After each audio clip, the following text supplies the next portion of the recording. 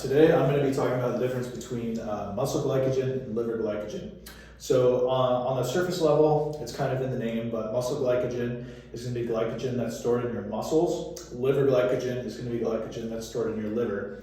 So muscle glycogen is going to be mostly for glycolysis when you're in the glycolytic state. That's going to be your main energy source, where your muscles are actually breaking down that glucose for energy and ATP.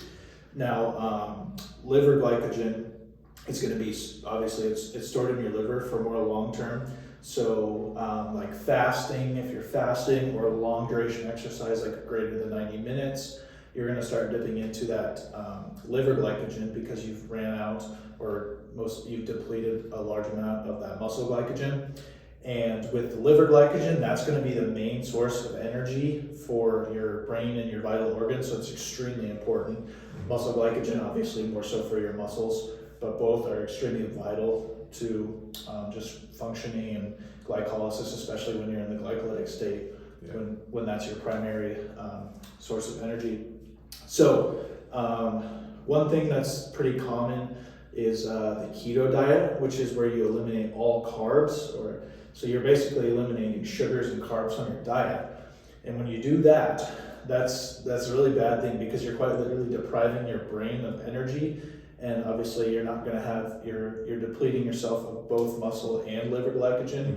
So that's going to have a negative effect on your brain, your muscles, all of your organs. It's really a bad thing. And not only that, but if you're in that ketosis state and you continue to exercise or train, you also put yourself at a high risk for rhabdo or rhabdomyolysis, which is essentially like you're training yourself to, you're taking your body past its breaking point, because it's going to start breaking down muscle because it has no glycogen, no sugar to break down. So like normally with like glycolysis, you're using muscle glycogen, right? Correct. And then if you're in keto, you don't have any of that. Exactly, yeah. Oh, okay. Or you have much less, Yeah. and so your body's going to burn through it quicker. And if you keep exercising, then your body has no choice but to start breaking down muscle for energy, which obviously that's not a good thing, and that's rhabdo basically. And that would be at like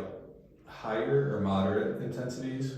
So it's going to be, you have your oxidative state at the lowest intensity, you have glycolysis, and you have phosphagen system at the highest. Okay. So it's going to be more moderate. It can be slow or fast glycolysis, but yes, when you're in that glycolytic state, that's when that muscle and liver glycogen is your main source of energy. Gotcha. It's not to say that it couldn't happen when your oxidative or in phosphagen system, because obviously all three energy systems are always active at the same time. But it's typically going to be when you're in glycolysis, because that's the primary energy system. Gotcha. So yeah. Okay. You said like liver glycogen is for like the brain. Correct. Right? And then muscle is for like when you're working out and like actually using those muscles to contract, right? Correct. So if I'm just sitting here doing nothing, like which system is that in play?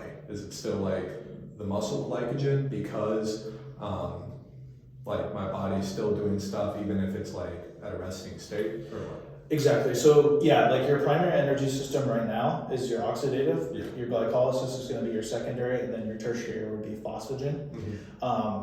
Again, all three are still active in some form right now, because you're alive, you're living, your body's functioning.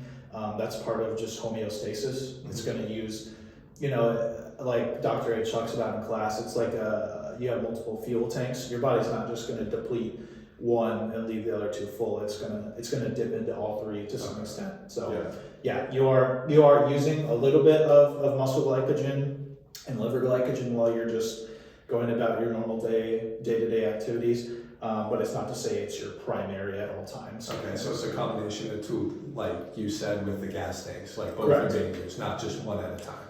Absolutely. Gotcha. Yeah. So yeah, they're used simultaneously. And then like for a practical application, obviously with your diet, making sure that you are consuming carbs, and try to make like complex carbohydrates. So like a baked potato, or there's some fruits. Fructose is another thing I should mention. That is a simple sugar, and that one, fructose, when you consume fructose, like high fructose corn syrup. So that's going to go to your liver glycogen stored in your liver. And the problem with that is when you consume excess fructose, your liver can only store so much, and that excess is turned into fatty tissue. Okay. So that's why a lot of people, you hear about like trying to eliminate high fructose corn syrup from your diet, or trying to keep it down. That's why, it's because if you consume an excess, you're going to start putting on fatty tissue because your liver can only store so much. So that's a real world application, is just trying to eliminate high fructose corn syrup from your diet, and then consuming complex carbohydrates as opposed to simple carbohydrates. Okay, so that's like the concept of carb loading with athletes. Exactly. Okay. Yeah. You're not going to want to carb load with, a bunch of simple carbs, because that's not gonna. You're gonna burn through that really quick, but also a lot of that's probably going to be high fructose corn syrup or unhealthy sugars that are not going to provide you the right energy, prolonged energy that you need, and a lot of it will also just be stored as fat, which obviously not what you're looking for there. So, yep. Nice. Cool.